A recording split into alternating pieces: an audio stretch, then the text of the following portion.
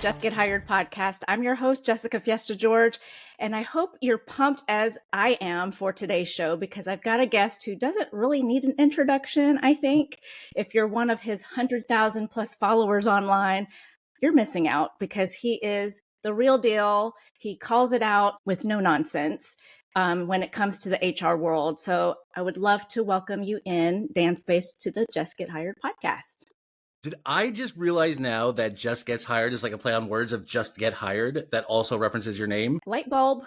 I'm Yes. so dumb. I'm like, that is brilliant. Hi, Jessica. Hi, everyone. Thank you so much for having me. You are like my favorite person out in the LinkedIn battlefields. Aw, thank you. Well, good to be on your good side because you can be brutal sometimes. I don't know what you're talking about. I'm a lovely person to everyone. Well, I'm stoked to have you here. So you're known as Dan from HR. So Correct. Should I call you Dan from HR this whole podcast? Oh my, no, Dan is fine. Should I call you Just Get Hired? How did I just get? I just got it. That is brilliant. We've only been like LinkedIn buddies for, a little while now, but that's okay. I have to say, you're honestly one of my favorite people. I always love your brand palette. I always love that. Very dynamic, red and pink. I like that. Even when you and I exchanged, I think we had one negative exchange, but it was because I accidentally tagged you when I was trying to respond to someone else, because all the information you give is phenomenal. I adore you and I think you're wonderful. And I'm so happy that we had a chance to talk. Well, thank you. Well, I appreciate that. I love your Instagram reels. Your TikToks are a blast because you tell it like it is. And, it's very entertaining. So I must add that there. If you're not following Dan already on his social media, you definitely need to follow this guy. Well, thank you. Well, so you are part of a new podcast too. I wanted to kind of cross promote, but you are 1/3 of the corporate pizza party. Is that correct? That is correct. And I actually spoke to my host, and we're going to make time to have you come on because we want to make sure that we cross promote you and have Jess Gets Hired and talk about pizza toppings and all the other silliness that we have. Okay. Well, tell us what's your podcast about? We call ourselves, like, do you know the HR besties? So we're like the opposite of them in the fact that there's no structure, there's no grace, there's no class, there's no high quality. It's just a laugh fest. And I mean, they're hysterical, but very well developed. But we're like, we talk about similar things, but we're on the other side of production. So we never have the right things in mind. We're always late. We always have people come on and we never stick to our scripts. But basically what we try to do at least is to have fun, to poke fun at corporate nonsense, and then as well as just to try to find ways to add value. So recently we just did a few part series about compensation negotiation and like some of the worst negotiation tips out there, and then some of the good ones. Okay. So since we're on the pizza topic, what's your favorite style of pizza? Are you a Chicago guy, New York, or thin crust, cauliflower crust? I listened to your last episode. I'm offended by this question. There's no such thing as a favorite. All pizza is amazing. Like dessert pizza and salad pizza are all good. What about you? Do you have a specific type? I like the New York style. I just came from Chicago. I don't like the thick crust. Maybe I don't know. I just like to taste the actual. It does feel more like a meal in Chicago. Like it's not a slice of pizza, like that you have to sit down and enjoy that. Whereas like in New York City, you can walk down a block with a slice. Thank you. Yeah. I don't feel like pizzas should be eaten with a fork and knife. So that's just me. I agree with you. So Dan, have you ever tried hot sauce on pizza? I am a world-renowned wimp. So I think like mild sauce on Taco Bell is very, very hot. Like that's as daring as I go.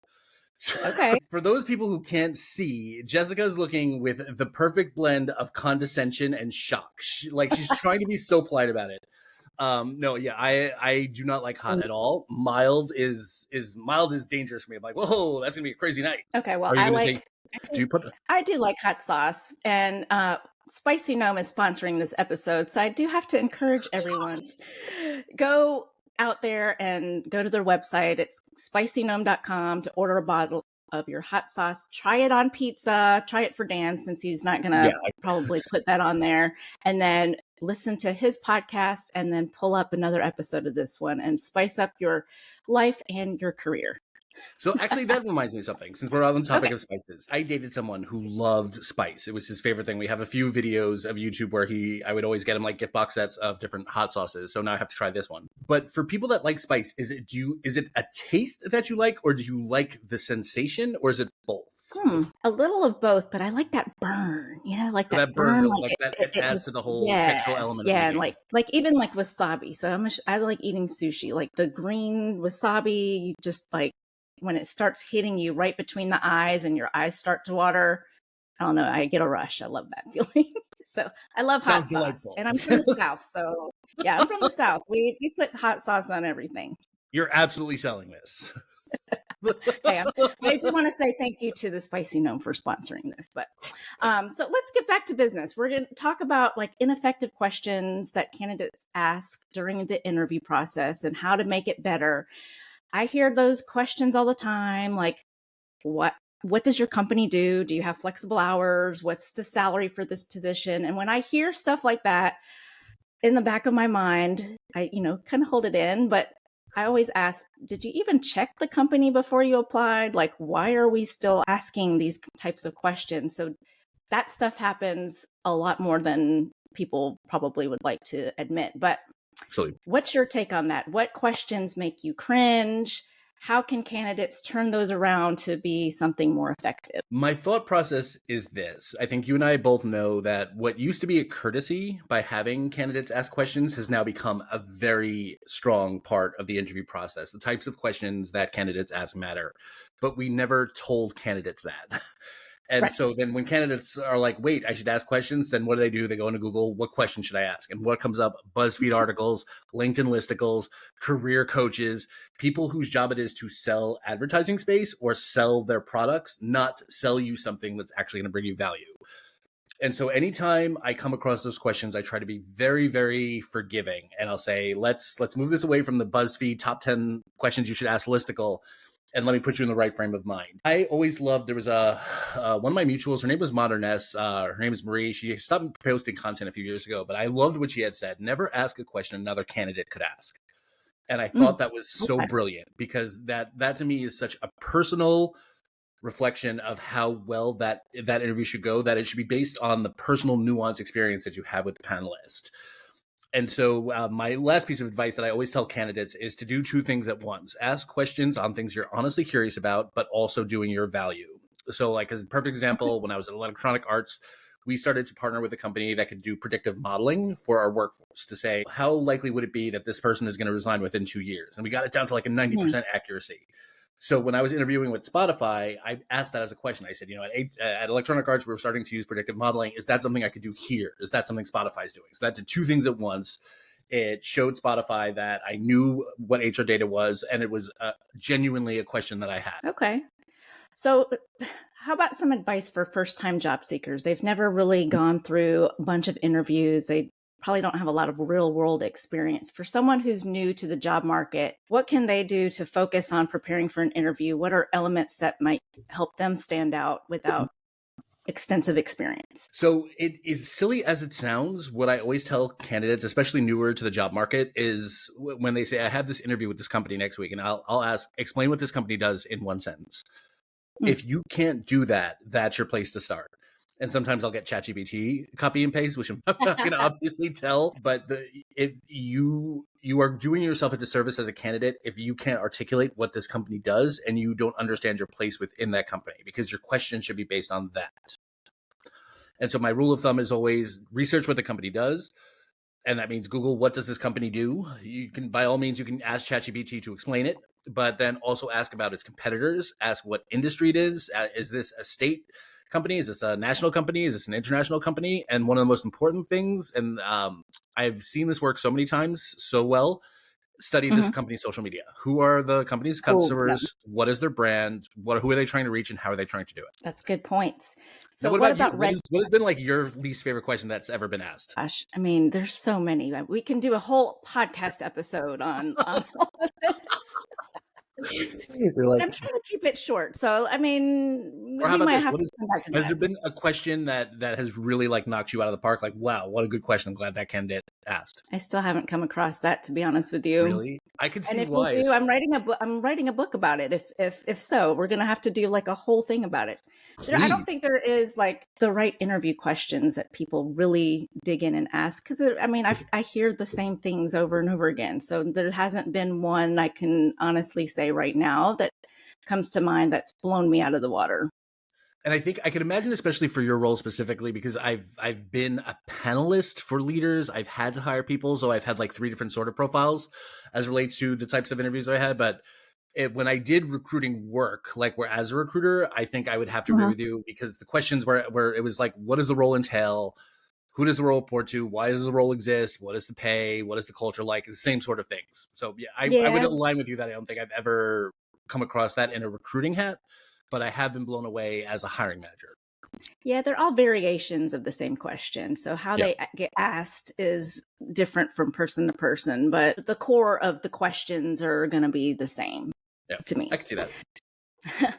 What about red flags for interviewers? Are there any questions that raise red flags? So, like, we're talking about some of the best ones, but what are some of the ones that, as someone on the other side, if you hear a candidate ask certain questions, you're just like, ugh, no. I personally don't feel this way, but I know there is a lot of sensitivity around do you have any reservations about my candidacy? Mm. I have a friend who is very firm but very gentle with that. Anytime she gets that, her response is always, I am concerned that you take TikTok career advice without vetting your sources. Would you like to ask a different one?